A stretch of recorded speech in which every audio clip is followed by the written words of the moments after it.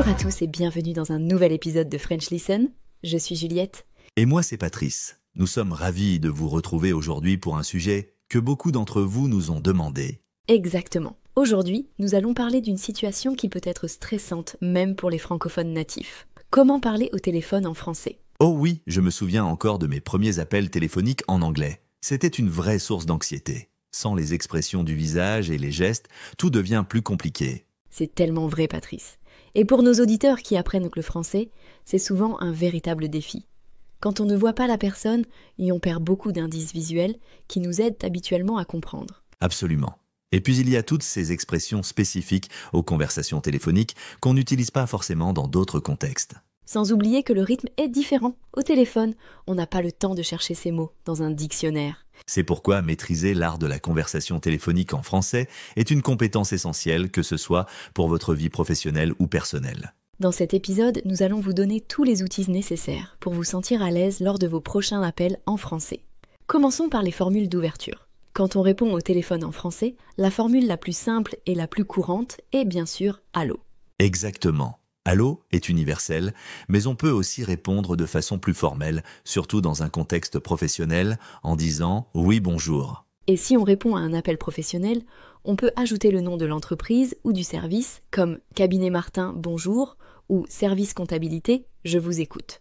N'oublions pas que lorsqu'on est celui qui appelle, on doit aussi se présenter correctement. Une formule classique serait « bonjour, c'est Jacques Dupont à l'appareil ». Ou simplement « bonjour, c'est Sophie » si vous appelez quelqu'un que vous connaissez déjà. Et si vous appelez pour la première fois, il est important de préciser pourquoi vous appelez, comme « bonjour, je suis Marie Dubois, j'appelle au sujet de l'annonce pour l'appartement ». Tout à fait. Et quand on n'est pas sûr d'avoir le bon numéro, on peut demander « je suis bien chez Monsieur Martin » ou « est-ce que j'ai bien le service des ressources humaines ?» Et pour demander à parler à quelqu'un, on peut dire « je voudrais parler à Madame Leroy, s'il vous plaît » ou « est-ce que Monsieur Dubois est disponible ?» Il y a aussi des formules très pratiques comme « puis-je parler à » ou « est-ce que je pourrais être mis en relation avec ?» N'oublions pas les formules de politesse qui sont essentielles en français. Par exemple, si on vous demande d'attendre, la personne dira souvent « ne quittez pas » ou « un instant, je vous prie ». Et si vous avez un message à laisser, vous pouvez commencer par « pourriez-vous lui dire que je l'ai appelé » ou « j'aimerais laisser un message, s'il vous plaît ». Les Françaises apprécient aussi beaucoup qu'on s'excuse pour le dérangement avec des formules comme « excusez-moi de vous déranger » ou « désolé de vous importuner ». Absolument. Et si la connexion est mauvaise, n'hésitez pas à dire « je vous entends mal » ou « la ligne n'est pas très bonne ». C'est mieux que de faire semblant de comprendre. Passons maintenant au vocabulaire spécifique que vous allez rencontrer lors des conversations téléphoniques en français. Il y a des termes très précis qu'il est utile de connaître. Absolument. Commençons par les verbes de base. Décrocher signifie répondre au téléphone, comme dans « j'ai décroché dès la première sonnerie ». Et à l'inverse, raccrocher veut dire mettre fin à la conversation en reposant le combiné ou en appuyant sur le bouton rouge de votre portable. Par exemple, il était tellement en colère qu'il a raccroché sans dire au revoir. Un terme que vous entendrez souvent est être en ligne. Cela signifie que la communication est établie. On dit par exemple « restez en ligne s'il vous plaît » pour demander à quelqu'un de patienter. Et si quelqu'un vous dit « ne quittez pas la ligne », cela signifie qu'il vous demande d'attendre sans raccrocher. On peut aussi parler d'appel ou de coup de fil pour désigner l'action de téléphoner. Par exemple, « je te passerai un coup de fil ce soir » ou « j'ai reçu un appel important ».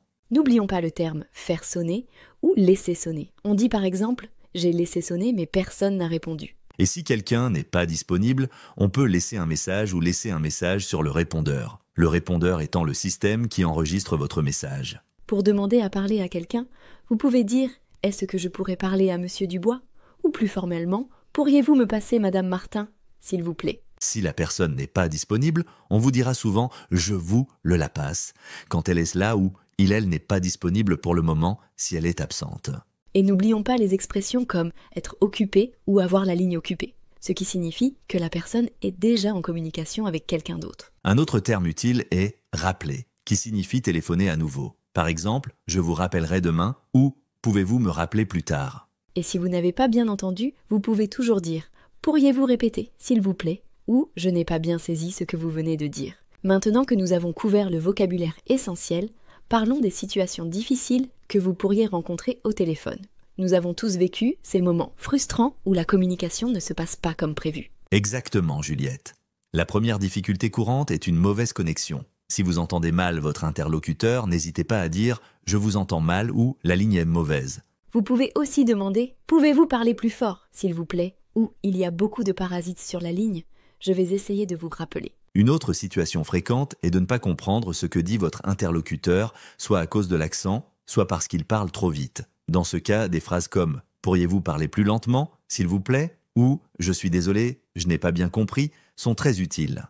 Et n'ayez jamais peur de demander à quelqu'un de répéter. C'est tout à fait normal et accepté. Vous pouvez simplement dire « pourriez-vous répéter, s'il vous plaît ?» ou « excusez-moi, je n'ai pas bien saisi ce que vous venez de dire ». Si vous avez besoin de clarification sur un point précis, vous pouvez dire « pourriez-vous me préciser ce que vous entendez par » ou « je ne suis pas sûr de comprendre ce point ». Parfois, on peut aussi avoir besoin d'épeler quelque chose, comme un nom ou une adresse e-mail. Dans ce cas, dites « pourriez-vous épeler cela, s'il vous plaît ?» ou « comment ça s'écrit ?» Une autre situation délicate est quand vous devez mettre votre interlocuteur en attente. Utilisez des formules comme « pourriez-vous patienter un instant, s'il vous plaît ?» ou « je vous mets en attente quelques secondes, ne quittez pas ». Et si vous devez terminer rapidement une conversation, vous pouvez dire poliment « je suis désolé, mais je dois vous laisser » ou « je vais devoir raccrocher maintenant, mais je vous rappellerai plus tard ». N'oublions pas les problèmes techniques. Si l'appel se coupe soudainement, rappelez et dites « excusez-moi, nous avons été coupés » ou « désolé, j'ai perdu la connexion ». Un dernier conseil important. Si vous ne comprenez vraiment pas, n'hésitez pas à être honnête. Dire « je suis désolé, mon français n'est pas parfait. Pourriez-vous reformuler autrement ?» est toujours mieux que de faire semblant de comprendre. Passons maintenant à un aspect souvent négligé mais très important, les différences culturelles dans les appels téléphoniques en France. Tout à fait, Juliette. En France, l'étiquette téléphonique peut différer de celle d'autres pays. Par exemple, les Français accordent une grande importance à la politesse formelle, même au téléphone.